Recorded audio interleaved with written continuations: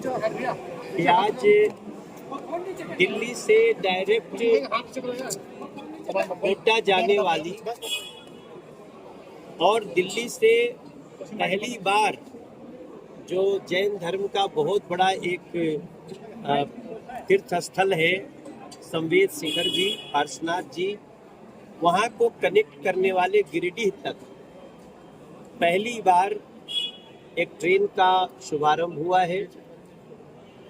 दिल्ली के सांसद के रूप में मैं खड़ा हूँ, हमारे डीआरएम महोदय की उपस्थिति में सभी अधिकारियों के, और जहाँ तक ट्रेन जा रही है गोड्डा, वहाँ के सांसद आदरणीय निशिकांत दुबे जी, हम लोगों ने ट्रेन का शुभारंभ किया।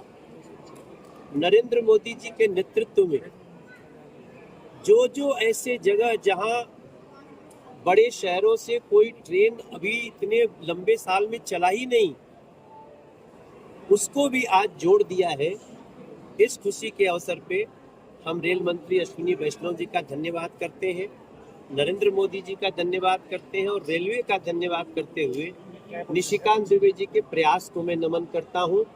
ये ट्रेन हमारा जो गांव है भभुआ रोड, सासाराम डिहरी ऑन सोन, उसको भी कनेक्ट करने वाली है। इस खुशी को आप समझ सकते हैं। मेरी तरफ से रेल मंत्रालय को बहुत बहुत बधाई, और मैं निशिकांत दुबे जी से निवेदन करूंगा कि वो आपसे बात करें। मैंने जैसे कहा कि मनोज भाई के लिए या दिल्ली के लोगों के लिए ये एक ट्रेन, क्योंकि ट्रेन तो उन्होंने हमेशा जीवन में देखा, लेकिन गोड्डा जहाँ ये ट्रेन जाएगी, आप समझिए आज़ादी के 75 साल बाद वहाँ लोगों ने रेल लाइन देखा। इसके पहले जो रेल लाइन था वो कोयला ढुलाई करता था, एनटीपीसी, कहलगांव और फरक्का। 2021 में पहली बार वहाँ रेल गई, माननीय प्रधानमंत्री जी के कारण ही गई, क्योंकि 2021 वही प्रधानमंत्री थे और उनके इनिशिएटिव से ही हुआ। आज ये 14वीं ट्रेन है जो कि गोड्डा जाएगी। गोड्डा जाने वाली दिल्ली से ये दूसरी ट्रेन है। पहली ट्रेन जो स्टार्ट किया हमने 2021 में वो हमसफ़र था, और हमसफ़र के बाद ये दूसरी ट्रेन। लेकिन ये ट्रेन जहाँ जाएगी उसका एक बड़ा इतिहास है, जो माननीय मनोज तिवारी जी ने बताया। उसमें दूसरा चीज़ ये है कि देवघर, जहाँ 5 करोड़ लोग सालाना पूजा करने जाते हैं, वहाँ 7 दिन जो है दिल्ली आने के लिए ट्रेन नहीं थी, 6 दिन ट्रेन, और सारी ट्रेनें, राजधानी भी है, दुरंतो भी है, पूर्वा भी है, सभी ट्रेनें। तो ये 7वीं ट्रेन है जो 7वें दिन जाएगी, बुधवार को वहाँ से आएगी। तो एक बड़ी खुशी की बात है। दूसरा, जब तक वो इलाका तब तक डेवलप नहीं होगा जब तक कि दूसरे जगह पर ट्रेन नहीं जाएगी। तो आप समझें कि पूरे देश के जैन तीर्थालुओं को यदि दिल्ली से जाना है, उनके पास कोई कनेक्टिविटी का साधन नहीं, ये कनेक्टिविटी का साधन हो।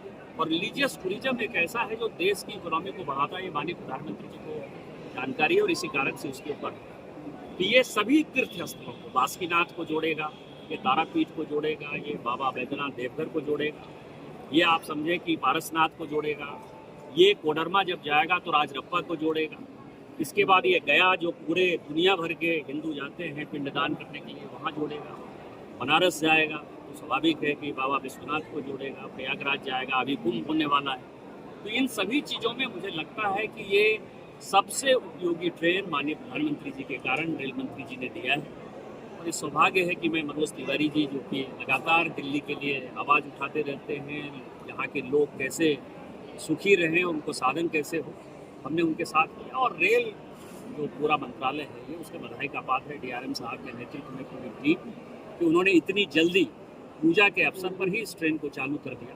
तो हम इन सबों के प्रति शुक्रगुजार हैं और आभारी हैं कि उन्होंने हमारे जैसे पिछड़े जगह के बारे में सोचा। सर, अगले महीने छठ पूजा है, और ऐसे में देखा जाता है कि जो पूर्वांचली लोग हैं भारी तादाद में दिल्ली में रहते हैं, काफ़ी भीड़ होता है, ट्रेन को लेकर काफ़ी समस्याएं, तो उससे कैसे निपटा जाए? इस बार रेलवे ने, इसके बारे में ज़्यादा ये बताएंगे, लेकिन जो मैं पढ़ पा रहा हूँ अखबारों से, कि इस बार हजारों जोड़े ट्रेन की व्यवस्था सभी जगह से इस पूजा के लिए, मतलब दीपावली के लिए, छठ के लिए विशेष तौर पर रेलवे ने किया है। और जो माननीय रेल मंत्री का जो एक ध्यान है कि हम वेटिंग लिस्ट पूरा खत्म कर दें, मुझे लगता है कि 2-4-5 महीने में आपको ये भी न्यूज़ मिल जाएगा। वैसे कितनी ट्रेन यहाँ से जाने वाली है, डीआरएम साहब खुद। सर, एक आखिरी सवाल, लगातार जिस तरह से उसके लिए तो लगी हुई है ना टीम, एनआईए लगी हुई है, सारे उपद्रवी जेल में चले जाएंगे। जब हमने पत्थरबाजों को बंद कर दिया, देखा आपने कि जम्मू कश्मीर में इतना बढ़िया चुनाव हुआ, और जो जीतने वाले हैं वो और जो हारने वाले हैं वो सभी करेंगे फ्री एंड फेयर इलेक्शन का।